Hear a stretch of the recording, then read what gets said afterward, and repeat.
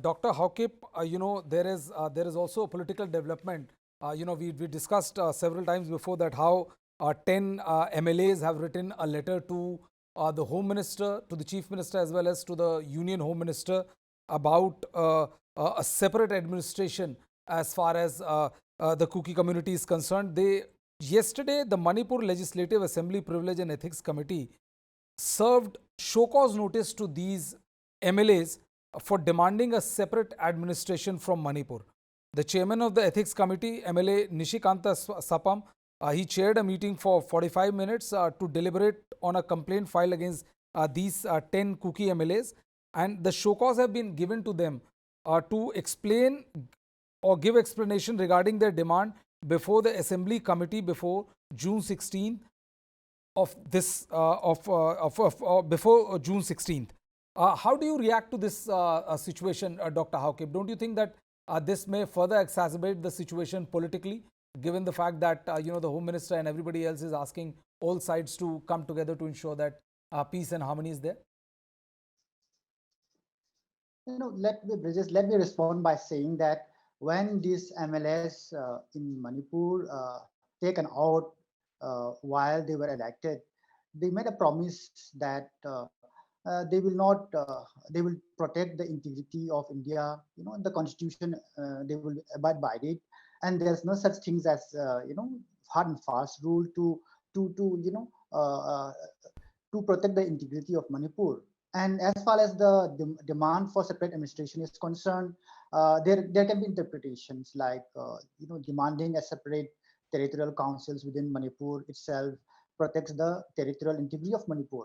So let's leave up to them to respond regarding this. And I think when we are when our hearts or when our attention is to the state of India, the territorial integrity, the constitution is well defined, and within that parameters they have every right to voice their concerns. So if they have a grievance, there is nothing wrong in expressing it. So let's leave this matter to the MLAs. And I would like to have a quick response to my friends, my friend Amarjit and Oza Bimol. He has said that there is a quite there is a maintenance of integrity of the police uh, cadres in Manipur or maybe in the army. If there is of course there can be some rotten apples everywhere, but if there is a general maintenance of integrity in the institutions of police, then why transfer the top cop? Why transfer P Dongal, who is the DGP of Manipur, to Delhi? So these are the questions that has to be asked.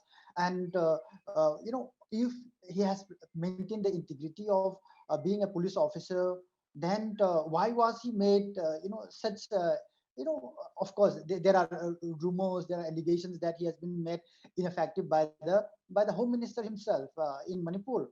So these are the questions that has to be asked. And regarding Oza Amarjit's claim that there are unnoticed immigrants, for instance, in Manipur. Of course, I agree with that.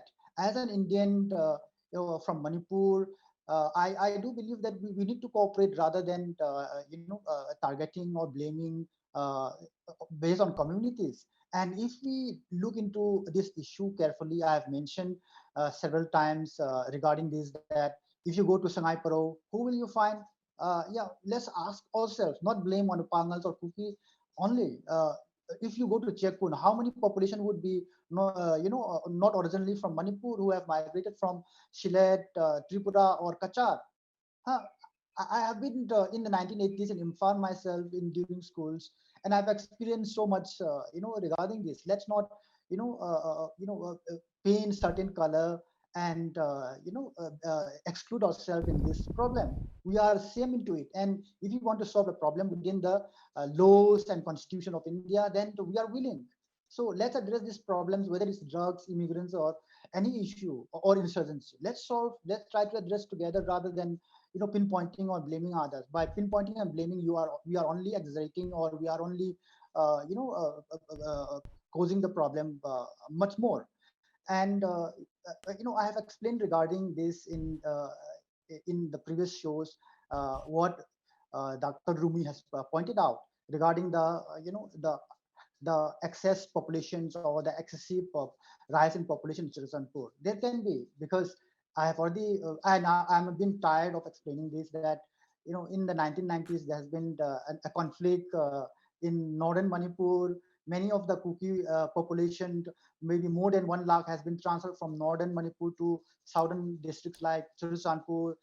Because of this population transfers, there were further conflict between the Paites and the Kukis because of this innumerous population transfer from the north to the south.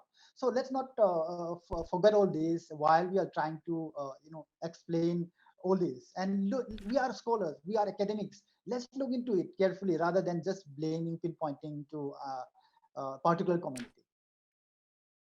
Well, that was Dr. Haokip. I'll go to Rami. Rami, would you like to respond to what Dr. Haokip has just said? Well, largely, I've always been in agreement with Dr. Haokip, but I don't think the answer is as simple as saying that, there's been migration from North Manipur to South Manipur and South Manipur to North Manipur. The fact is that, fake voter identity cards have been found. The fact is that there has been a problem in forest areas where illegal immigrants have settled. This has caused tension between communities. I think there's no point denying this, because if we say that there hasn't been excessive migration in Manipur, then that would make Manipur really a special case, because that's been the case in every other state in the Northeast, So I don't think, that's the line we should take. We should accept the fact that there is illegal migration. We should accept the fact that that is causing impact on not just one tribe or the other, but it's causing pressure on the resources of the state. It's causing pressure, between, sort of the tensions that already exist, So that cannot be allowed, The national integrity, the territorial integrity is one thing, but also to understand that this has a direct impact on people's lives who live in the state is a very important factor to make sure that this doesn't happen. Now, having said that, it's also difficult to stop illegal migration because a lot of these border areas are porous, because some of the patches are highly forested. A lot of these militant groups that are coming in from Myanmar, or migrants that are coming in from Myanmar, know these routes better than a lot of other people. So it's very difficult to combat one of the longest borders that we have in this country, and unfortunately, the Northeast being in the position that it is, not only has Myanmar to deal with, but also has Bangladesh on the other side, which impacts the other states.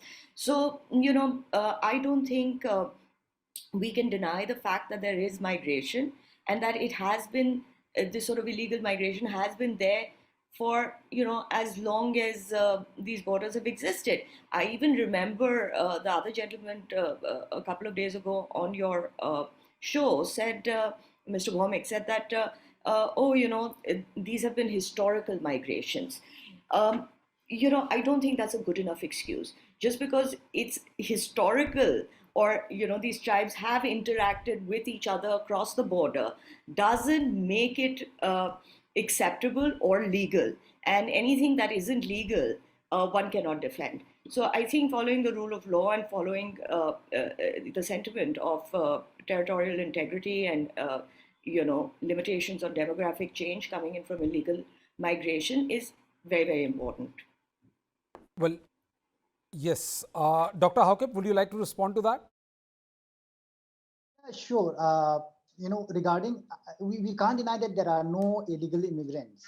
Currently, there are no illegal immigrants, but there are refugees on the borders because of the unstable, political situation in Myanmar.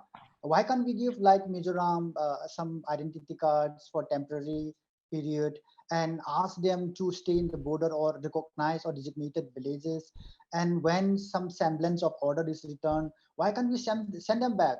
Kabo Valley, where, or the Sagyang division, where most of the Kukis have settled, is like Imphal, a very rich and very thriving commercial place. And they would go back. Why would they stay in the hilly regions of Chandil and Tonopal there? They will go back. And unless we take a certain policy to recognize them so that they don't become Indian citizens illegally, this unwillingness, I was wondering, a few months back, Minister Let Pao Haokip was taking up this issue with the chief minister, and we were hoping that such kind of arrangements could be there. I don't want, any Burmese cookie to be, a citizen of India, in this, I mean, this time. Let them stay for a while and then go back. And in fact, while pointing out fingers to a certain community, in Fall Valley also, let's take it, in Sangai Paro and other places, how many Burmese would have been there because of the instability in Myanmar? When you're pointing fingers to other, you also have to, ask yourself about the same situation. I believe in the Indian constitution, the laws and other procedures. Let's identify them and let's, do accordingly with the laws and procedures of the Indian constitution. That's what I can say. Rami, you wanted to comment? Yeah, Brijesh, I just wanted to come in with a couple of points. Number one, what instability in Myanmar? A dispensation change? The military is taken over. When is that going to change? India has kept a very diplomatic approach with Myanmar. So, there isn't going to be a military change that is sort of encouraged by India just because there are tribes that or there are populations that don't agree with the regime. Number two, I don't see any of these refugees going to Bangladesh. Why are they coming to India? Number three, if Manipur itself has the amount of tensions that it does, I think, and as we've seen in the last 1 week, I think it's time that the different clans, the different tribes in Manipur first come to some sort of consensus amongst them before they go out to try to reach anybody else. I think it's very important that they can maintain peace amongst themselves before they take up this noble gesture of hosting refugees. Number four, I have never seen any refugee come into any country, settle down, and then go back. Eventually the settlements become permanent. So these are things that we need to take into consideration. And I don't think that the situation in Myanmar is changing anytime soon. So this is not a short-term solution that Dr. Haokip is suggesting. This is a very, very long-term solution, Dr. if Haokip? it is a solution. You know, uh, when people are running for their lives, what can we do, right? I have no options. We can discuss it, formally in Delhi or in Manipur, how to handle them. Women, children fearing because there is a lot of fightings between the PDF, and other militants who have been existing there for decades, combining and fighting the military junta. What option those women and children have? And if we can't even, host them for a while so that they are safe, they are alive, then what kind of country do, the fourth largest army, the second largest in terms of, or of course now we are the largest population in terms of, this people. So why can't we at least show some gestures? We have been supporting the democratic movements in the 1980s and 90s. Now we are, silent in terms of foreign policy regarding Myanmar. Or Dada Subir Bhaumik has, categorically stated that let's try to intervene and solve Burmese problem so that we also lessen our problem in terms of the Northeast also. Like we have been so silent for the last 2 years, doing nothing. Yeah, please respond. Please Sir, go ahead. I don't think we'd appreciate anybody interfering with our governance, and I don't think it's our job to solve a Burmese problem when they haven't asked for our help. The military regime, the way their constitution is built, the military regime holds 25% of the votes, 25% of the seats. So even when the Democratic Alliance was in power, none of the powers that were vested in the military were diluted or could be diluted. This is their internal situation, these are the internal dynamics, and these are the internal rules and regulations. We, as neighbors, can support them in terms of development. That is our bilateral role. Can support them in terms of infrastructure, as we have. But I don't think meddling around with a country's internal dynamics is really beneficial to us. We cannot make enemies. We have a neighborhood first policy. We cannot make enemies in our neighborhood. Now, having said that, just the way Pakistan is in turmoil right now, I don't think anybody in this country would agree that if Pakistan was to implode, we would take their populations in. The same way, I think Myanmar needs to, sort of take the actions that they deem are appropriate in this situation. I think these groups need to have a dialogue with the military junta, but I don't think that is India's job. Also, like I said, there are other countries, there's China, there's Bangladesh, around, with the same border.